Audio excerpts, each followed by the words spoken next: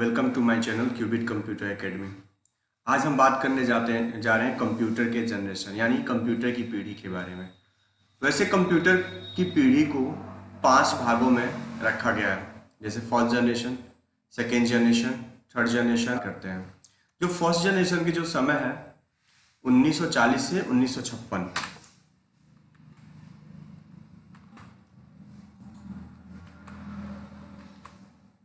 Use हुआ था।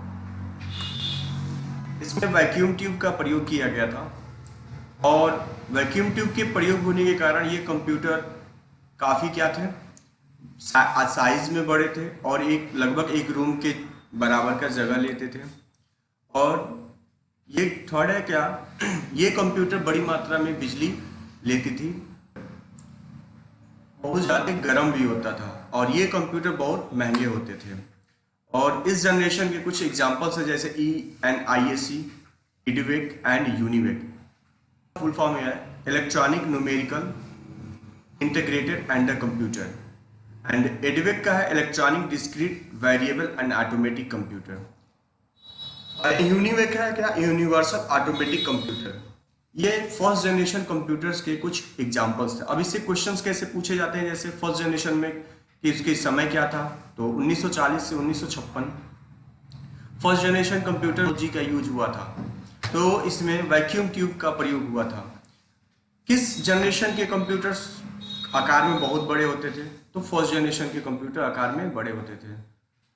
ऐसे भी क्वेश्चन आ सकते हैं कि किस जनरेशन के कंप्यूटर बहुत कॉस्टली होते थे, बहुत महंगे होते थे, तो फिफ्थ जनरेशन के कंप्यूटर बहुत महंगे होते हैं। उस समय ये फर्स्ट जनरेशन के कंप्यूटर बहुत महंगे होते थे और इसको ऑपरेट करना बहुत मुश्किल होता है।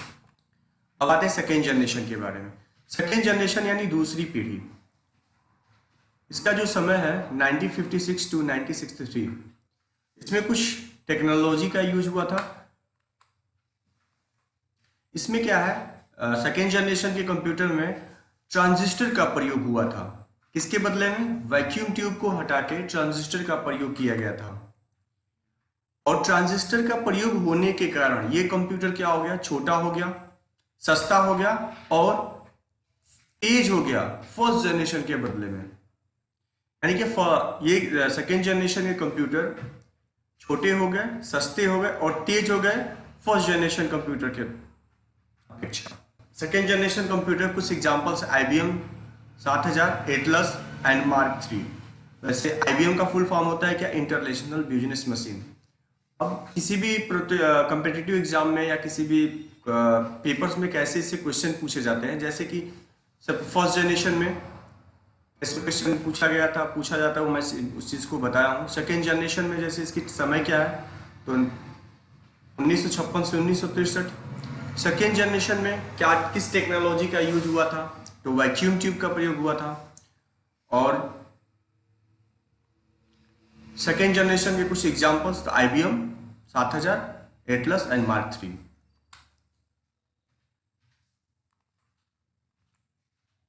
थर्ड जनरेशन का जो समय है 1964 से 1971। इसमें क्या लगा था, थर्ड जनरेशन के कंप्यूटर में IC लगा था, जिसको बोलते हैं इंटीग्रेटेड सर्किट। IC का फुल फॉर्म होता है इंटीग्रेटेड सर्किट और इसको चिप भी कहा जाता है। और IC लगने के बाद से ये कंप्यूटर यानी थर्ड जनरेशन के कंप्यूटर तेज हो गया और क्या हो गया, सस्ता भी हो गया और इफिशियंट, ये काफी कुशल हो गया।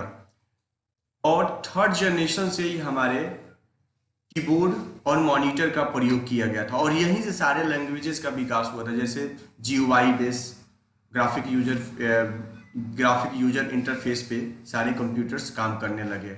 और थर्ड जनरेशन के कुछ एग्जांपल्स है IBM system 360, IBM 1130 and UNIVAC 1160। अब इससे कितने क्वेश्चंस आ सकते हैं, जैसे थर्ड जनरेशन का समय क्या था, तो 1964 से 1971। थर्ड जनरेशन में किस टेक्नोलॉजी का यूज हुआ था, तो इंटीग्रेटेड सर्किट। इंटीग्रेटेड सर्किट का शॉर्ट फॉर्म क्या होता है, IC। और थर्ड जनरेशन के एग्जांपल्स जैसे IBM 360, IBM 1130 और यूनिवेक 1160।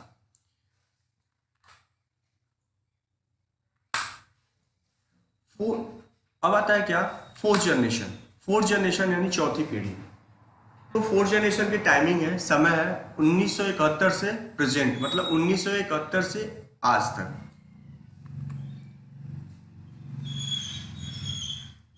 और फोर्थ जनरेशन के कंप्यूटर ये आज के जैसे जो आज जो कंप्यूटर बन रहे हैं फोर्थ जनरेशन के बेस पे ही ये सारे कंप्यूटर्स बन रहे हैं।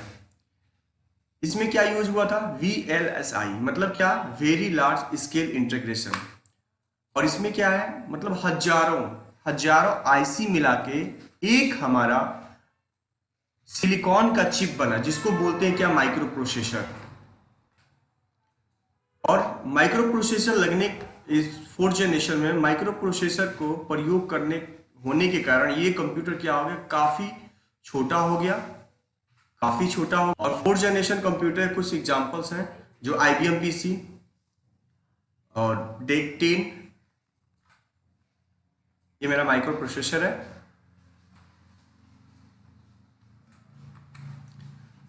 अब फोर्थ जनरेशन से कैसे क्वेश्चंस आ सकते हैं हमारे, तो कोई पूछ सकता है कि फोर्थ जनरेशन में किस टेक्नोलॉजी का यूज हुआ था, तो आप सीधे बोल सकते हो क्या, VLSI या माइक्रो प्रोसेसर। माइक्रो प्रोसेसर किस धातु की बनी होती है, तो माइक्रो प्रोसेसर एक सिलिकॉन, एक धातु होता है जिससे ये माइक्रो प्रोसेसर में ना बनाया गया है। फिफ्थ जनरेशन का कंप्यूटर का टाइम है क्या, कि प्रेजेंट, आज से और आज जब आने वाले समय तक जो भी कंप्यूटर बनेगा इसी के कॉन्सेप्ट पे कंप्यूटर बनेंगे। तो कह रहा है फिफ्थ जनरेशन कंप्यूटर्स में इसमें सोचने की क्षमता का विकास हुआ। और इसमें जो फीचर्स का यूज हुआ था आर्टिफिशियल इंटेलिजेंस का, जिसको बोलते हैं, जिसका शॉर्ट फॉर्म होता है AI मतलब आर्टिफिशियल इंटेलिजेंस। और इस जनरेशन के कंप्यूटर में सोचने की क्षमता का डेवलप हुआ। और ये कंप्यूटर ऑडियो कमांड पे काम करता है। और इसका मुख्य लक्ष्य है क्या, कठिन से कठिन प्रॉब्लम को, समस्याओं को समाधान करना, जैसे रीजनिंग हो या ऐसे बहुत सारे कैलकुलेशन होते हैं जो ये कंप्यूटर सॉल्व करता है। ये मेरा आर्टिफिशियल इंटेलिजेंस है।